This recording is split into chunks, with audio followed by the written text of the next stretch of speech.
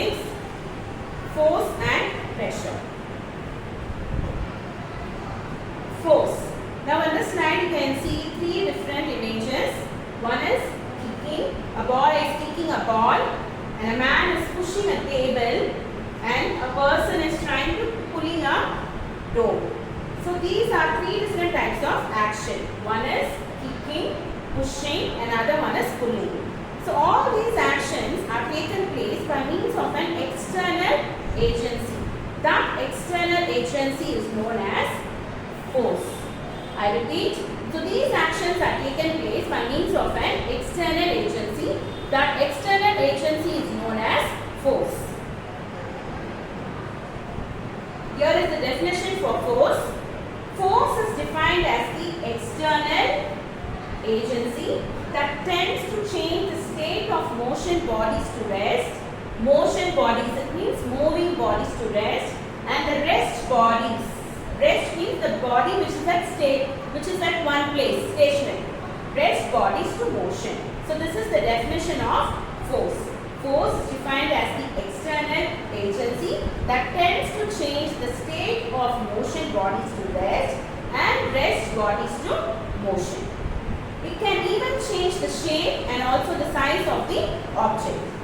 Force is a vector quantity. Why it is known as vector quantity? Because it has magnitude and a direction. Okay? Force can be applied in all directions.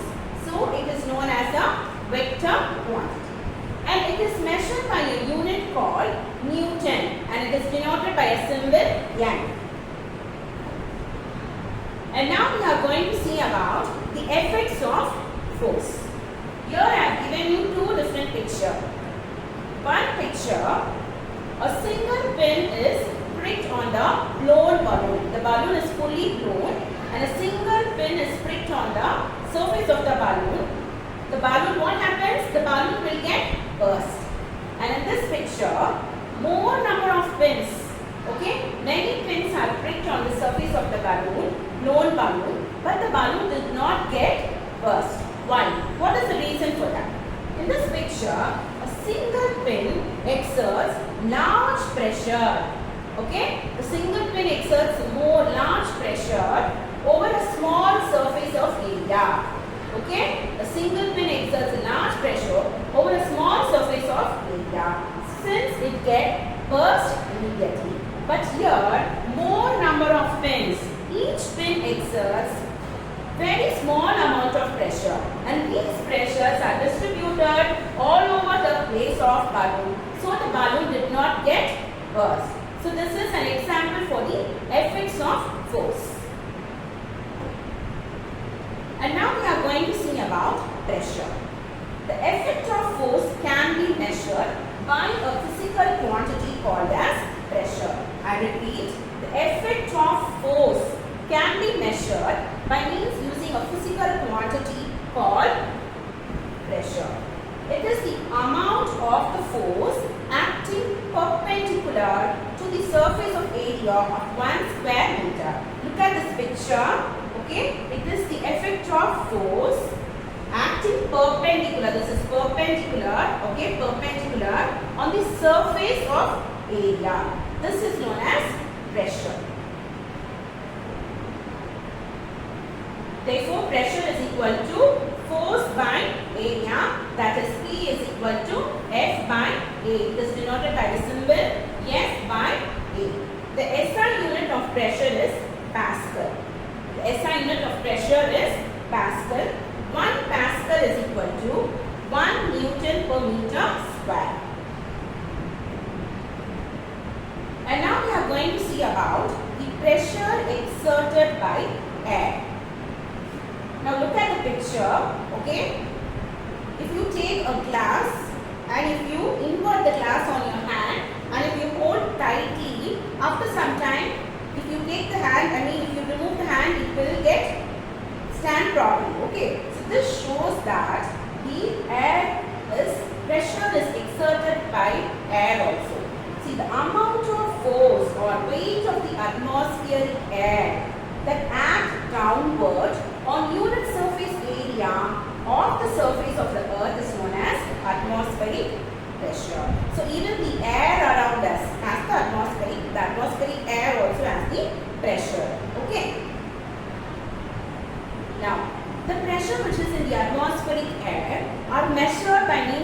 device known as barometer. So we have also a device which measures the pressure on the atmospheric air. So that device is known as barometer. So this device was invented by Torricelli, which is the name of a scientist, and it can measure by means of the height of the mercury column. So this is the picture of the mercury barometer. Since we are using the liquid, one type of liquid which is mercury here, it is named as mercury barometer. And look at this picture. This is the mercury, okay, which is present here.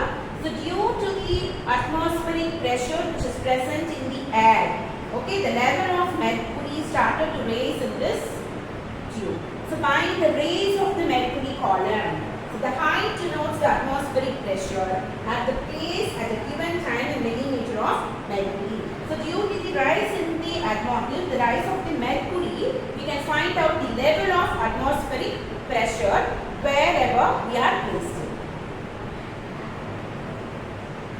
And next there is an experiment to show that pressure is also exerted by the air.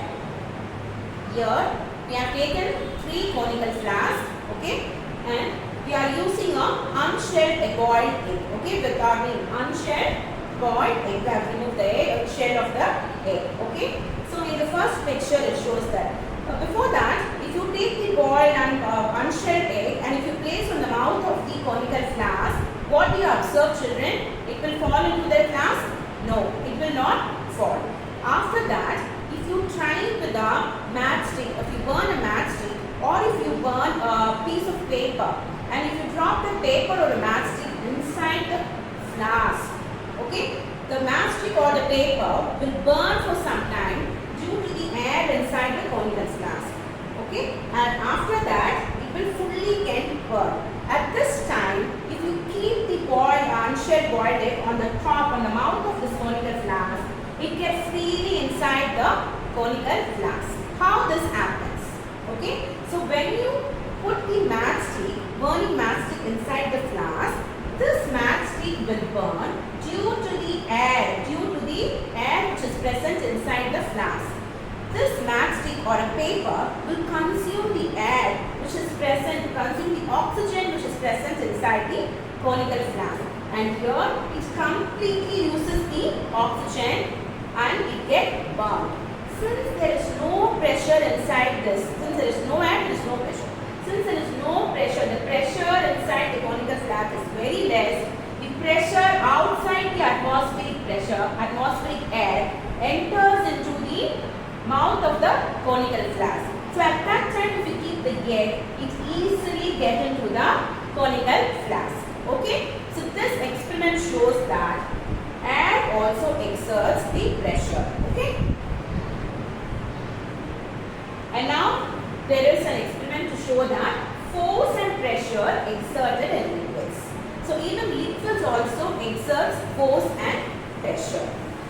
Here I have given you the picture of a beaker. Okay, 3 beakers are taken and 3 beakers are filled with the water, and we are dropping 3 different objects on the beaker. First we are dropping a cord, next one wood, and third one iron. So before that I used to say that always the liquid, from the liquid it gives you the upward direction force. Okay, the water always gives you the upward direction force. This upward direction force is known as Bion force. What is this? Bion force. And the phenomenon is known as buoyancy. The phenomenon is known as buoyancy. Now if you see the image, okay, you will get confused why this object is floating and why this object is got sink into the beaker. Yes, there is a reason for that. Here, the weight of the cord is less when compared to the upward force of the water. I repeat, the weight of the cord is less when compared to the upward force of the water. Since it's very less, it started floating on the water. And here it is little bit lesser, more than the upward force, and therefore it gets partly immersed on the water. And here the weight of the iron ball, the weight of the iron ball is more when compared to the upward force of the water. So it gets completely sink into the beaker. So this is the reason why the iron got sinked and why the cork is floating on the water. This shows that water is also you have the upward direction force. It also exerts the water. Liquid also exerts a force. And now we are going to see about pressure exerted by liquids. Okay. Here there is one small and simple experiment which everyone can do this and see. Now take a bottle, okay, plastic bottle. What you have to do is make 3 holes at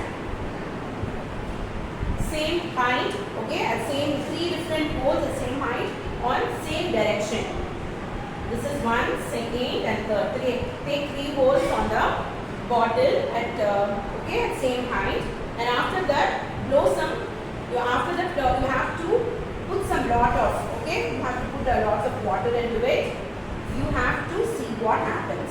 Okay, once all the holes has get open, now you can observe the water flow into the ground. Okay, you have 3 holes in that, top one, center one and the lowest one. See what happens. The water from this lowest holes moves to a greater distance. The water from the lowest hole moves to a greater distance and the water from the topmost holes moves to a nearest to the bottom. Okay, this shows that pressure of water increases with the depth. So as the depth of water increases, pressure also increases with the depth of the water, and the force is also equal to that. Okay. And now one more experiment to show that pressure increases as height of the liquid column also increases. Now see this picture, children. What you have to do is take a glass rod with holes at both the ends. Okay, take a glass rod which have both the ends or holes. Okay, insert a balloon with one end. This is balloon. Okay, insert it at with one end. On the other end, just you have to pour some water into it. See what happens. The balloon just started to bulging. Okay, and after some time, pour some more water into the rod. Pour some more. Okay, more water into the rod. Now you can observe. What you observe? The balloon started bulging fully. Okay, so this shows that the pressure increases as the height of the liquid column increases.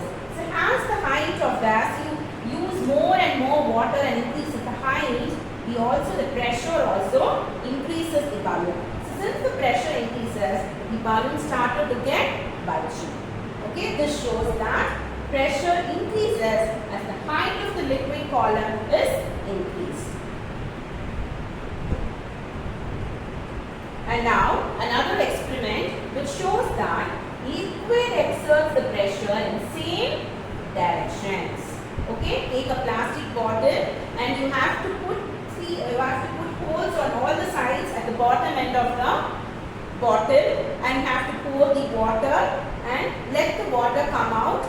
Okay, at the same time you can see that all the water coming out in all the directions, same directions, equally. This comes out equally at the same distance in all the directions.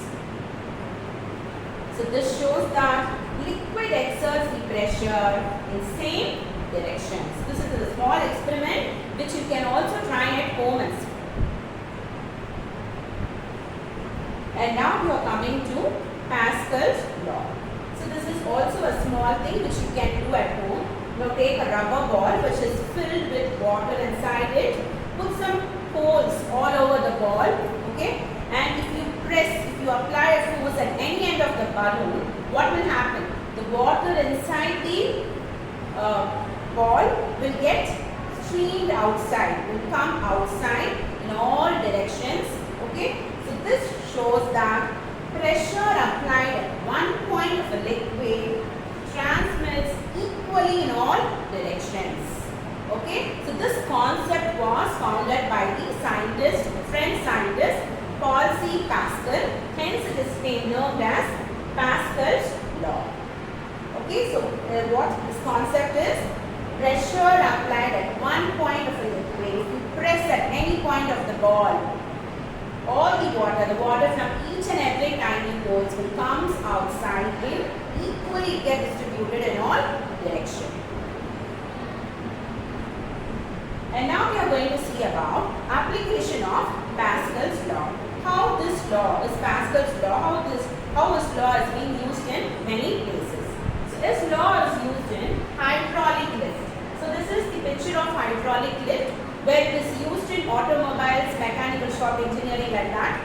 So if they want to lift the vehicle top and if they want to do some mechanical work under the wheel or under the parts of the automobiles, vehicles, so they will use this hydraulic lift. This lift will give equal force applied which pushes the object on top equally. And this law is also applied in the hydraulic press. This is used in the cotton baling press. So you know cotton actually it occupies more space. If you want to store a cotton, it occupies more space, mainly in industries, and if you want to export cotton and all that, so it has to be compressed. Okay, it has to be compressed so that it has to be kept in a smaller space. So and for that purpose, they are using hydraulic press. So this is the mission of the hydraulic press. In that the cotton is being compressed to a less, to a flat one so that it occupies a less space. So in this case, the hydraulic press is being used. And now we are seeing a topic, surface tension. So definition for surface tension. Surface tension is the property of the liquid. It is one of the property of liquid. Liquid has many properties. So surface tension is one of the important property of the liquid. The molecules which is present in the liquid. Okay, the liquid particles have many molecules.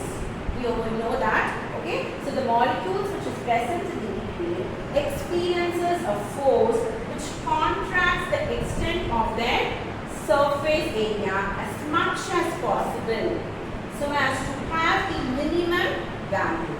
So the amount of force acting per unit length is known as surface tension. I repeat, the amount of force acting per unit length is known as surface tension, and it is denoted, the unit for that is Newton per meter. Now application of surface tension, we are going to see where the surface tension is being used and all that. Okay, so now by seeing the picture you can see that this is the picture of absorption of water from the roots. So the plants absorbs the water and it transfers the water to all the parts of the plant, and thus it grows very healthy. Okay. Now this absorption of water, this is the root where it absorbs the water, right? This absorption happens because of the xylem tissue which is present in the stem. The stem has the xylem tissue. This tissue is an arrow vessels, okay, which is present in the stem. What is the work of this tissue? This xylem tissue absorbs the water from the root and transfers to the other parts of the plant. Okay, so this absorption takes place by means of capillary action. This absorption of water from the root to the parts by means of this capillary action.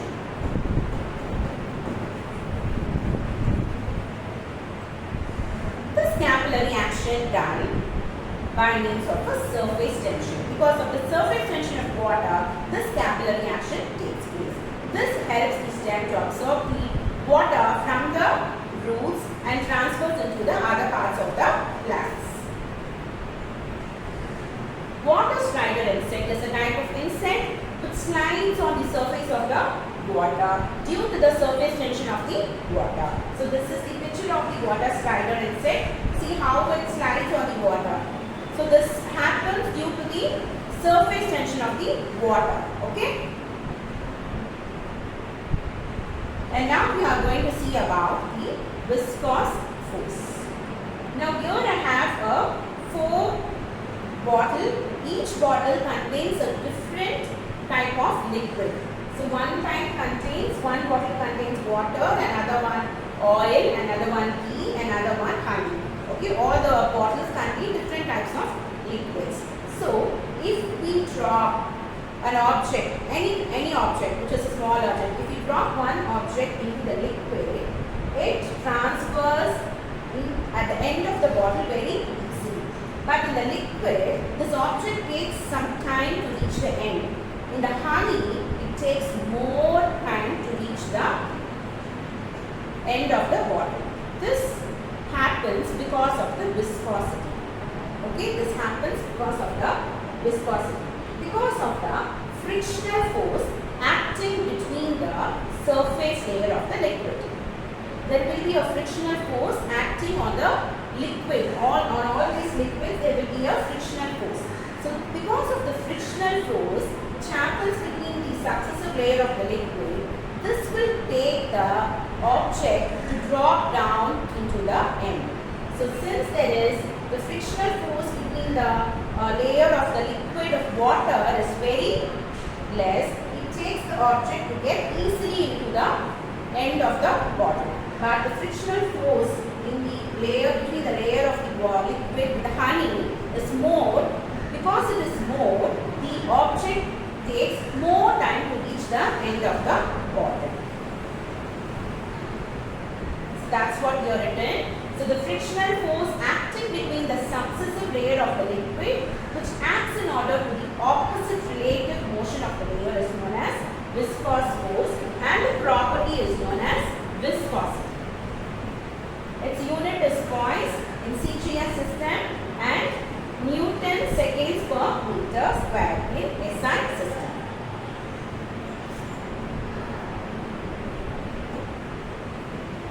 And now we are going to see about friction. So what is friction? Say for example, imagine this as two objects, okay? These two objects are coming close to each other. So this is one object and this is another one. So when these objects getting closer to other, there is a force which comes out from these contact. When it get contact with each other, there is a force which is coming outside. That force is known as friction.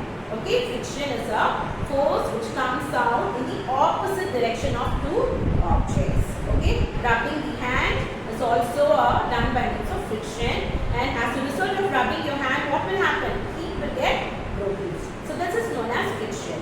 So when two bodies are coming into contact with each other. Now, you see two different pictures are given here. So in one picture, a man walks freely on the ground, on the ground with a shoe.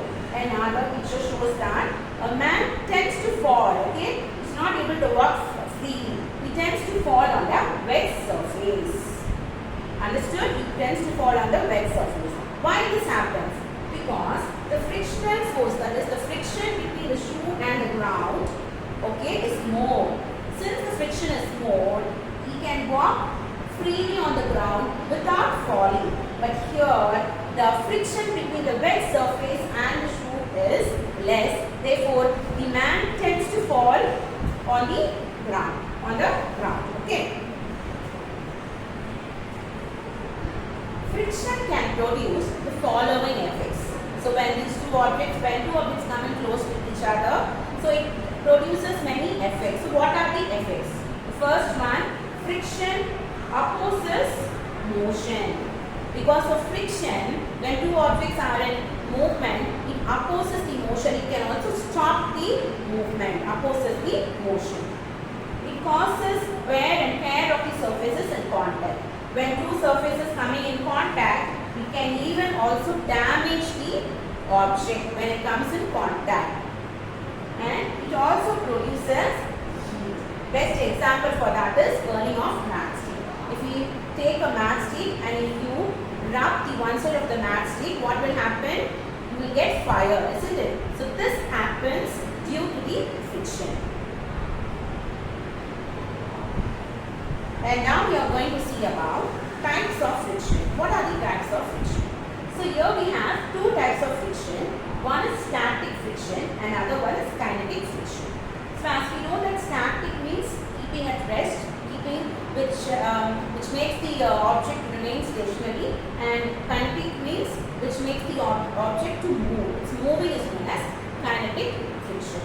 Now in this picture, see, a man is applying a force to keep the box remain stationary. To remain stationary is to keep it as it is. Okay. So this force is known as this friction. There is a friction between the box and the surface of the ground. So this friction is known as static friction. So here the force is being applied by a person to keep the box, to remain the box as it is stationary. But here in the kinetic friction, see, a force is being applied by a person to move the boxer towards the right. It means to move, to make it move, he is applying a force. So there is will be a kinetic friction between the object, between the box and the ground surface. Okay, so this is known as kinetic friction. So kinetic friction is of two types, which is of sliding and rolling friction. So this one is a sliding friction. Now see, a man pulling the object which is made of wood box. Imagine this is a strong wood box. A man is pulling the wood box. Okay, so by seeing the picture, you can understand that the man is applying a lots of force. More force is required for him to pull the box. Have you noticed it? More number of force, more force is required to pull the box. Why? Because the friction between the box and the surface will be more. Since there is more friction, more energy, more force is being required for them to pull the object. This is known as slide. Slides the object from one place to another. And so this is called as sliding friction. But here, if you see the second image, this is known as rolling friction. Here, if you see the image clearly, you can see the rolling tire, rolling wheel at the end of this box, isn't it? This is the wheel at the end of the box. Okay, so now you can see the picture of the man. The amount of force he is using it will be very less. So by seeing the picture, you can understand this. So he is using only less amount of force for moving this object. Why? Because the friction between the wheel and the surface of the base will be very less. Okay, so he can easily pull the box, pull the object. So this is known as rolling friction. And next we are going to see about factors affecting friction. What are the factors which affects the friction? And first, nature of the surface. So as in the beginning of the friction topic, we learned that friction is a contact between two objects. Okay, so it depends on the nature of the surface of the objects. Okay, what are the objects coming into contact depends on the nature of the surface. The first picture, this is a smooth surface. What is this? This one is a smooth surface. Therefore, a person can give a small push. A very small push is needed, is enough for them to push the object. Because here is a low friction. Since the surface is very smooth, the friction between the object and the ground will be very low. Therefore, a small push, small force is needed to push the object. Okay, and here the surface is rough. It is a rough surface, and we need a big push to move the object from one place to another. Why? Because there will be a high friction between the object and the surface of the ground. Since it is a rough surface, high friction will be there. Therefore, we need to give a big push to move the object from one place to another. So, this shows that the nature of the surface of the object also determines affects the friction. The next we are going to see about the weight of the body. So the weight of the body also affects the friction. Now see, we have two different types of images here. In one image, the girls are riding a bicycle very quickly and smoothly, and in this picture, a man carries a weight on its carrier, so he is moving the cycle very slowly. Why this happens? Okay, we see that. Now, in this picture, the girls are riding a cycle without weight on its carrier. They have no weight. So, the surface area, the friction between the surface area of the cycle and the road will be very less. This makes them to move easily on the road and heat. And here if you come, since this man carries more weight on his carrier, the friction between the surface area of the tire and the surface area of the road will be very more. So since the friction is very more, riding the bicycle will be very difficult to ride the bicycle. So this is the reason that friction, because of friction. So this, from that we come to know that the weight of the body also is the reason for the friction. And now we are going to see about area of contact. So area of contact, already we know that friction takes place between the touching of two objects, contact of two objects. So it also know that area of contact also affects the friction. Now see in this picture, this is the road roller. Okay, see the wheel of this road roller. So the wheel is large, means the area of contact between the surface area of the road and the wheel will be more. Since there is more contact, more area contact, the friction will also be more. Now see here, the friction is directly related to the area of contact between the two objects. Okay, I repeat, the friction is directly related to the area of contact between the two objects. If the area of contact is greater, then friction will be greater too. Since the area of contact is greater, therefore the friction between these two will also be more. Okay. And now we are going to see about advantages of friction. So because of friction, what are the advantages for us? First one, we can hold many objects in our hand due to the friction. Okay, I am holding a pen with me. So this also takes place due to the friction between the pen and my hand. Okay, so because of friction, we are holding many objects in the hand. We can walk freely on the road because of friction. Yes. So due to the friction between the shoe or footwear what we are wearing it, because of the friction between that and the ground, we can easily walk on the ground. The friction between the slipper and the ground helps us to walk without slipping. Okay, this friction between the shoe and the surface area, there is a friction. Because of that, we can walk freely on the ground without falling. Automobiles can move safely due to friction between the tire and the road. As we all know, so many vehicles are running on the road. How this happens? This is due to the friction between the tire and the road. Writing on the paper with a pen is easy due to friction. So we are writing things. Okay, what we are writing? We are writing many things on paper, book, everything. So this happens because of the friction. And now we are going to see about disadvantages of friction. So because of friction, what are the disadvantages we are facing in our day-to-day life? First one, an excess of effort has to be given. Excess of effort has to be given to overcome the friction.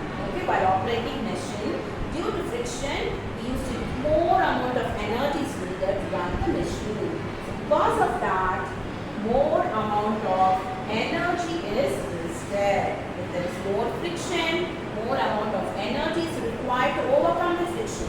So for that, energy is wasted. And friction also produces more amount of heat. So best example already we saw rubbing a matchstick, okay, with a matchbox. That is the best example for producing heat because of friction. So because of heat is produced, it causes physical damage. So because of heat, this causes a physical damage to the machines or to the object. So these are the disadvantages of friction. Next we are going to see about increasing and decreasing friction. Okay. Now, increasing and decreasing depends upon the area of contact. Now see children, I have given you the picture of a cycle. This is the brake system which is shown in your bicycle. Okay. Now, if you want to stop your bicycle, what you will do children? You will press the brake wire. And this brake wire is connected to the rim of the bicycle. Okay. This rim, when you press the brake, okay, this rim will get closer to the tire of your bicycle. It will get closer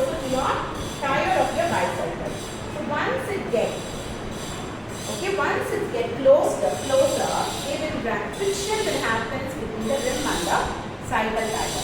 Because of friction, the cycle gets stopped immediately.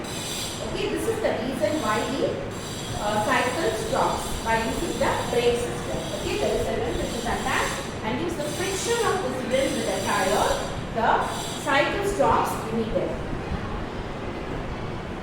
And now we are going to see about some lubricants which reduces the friction.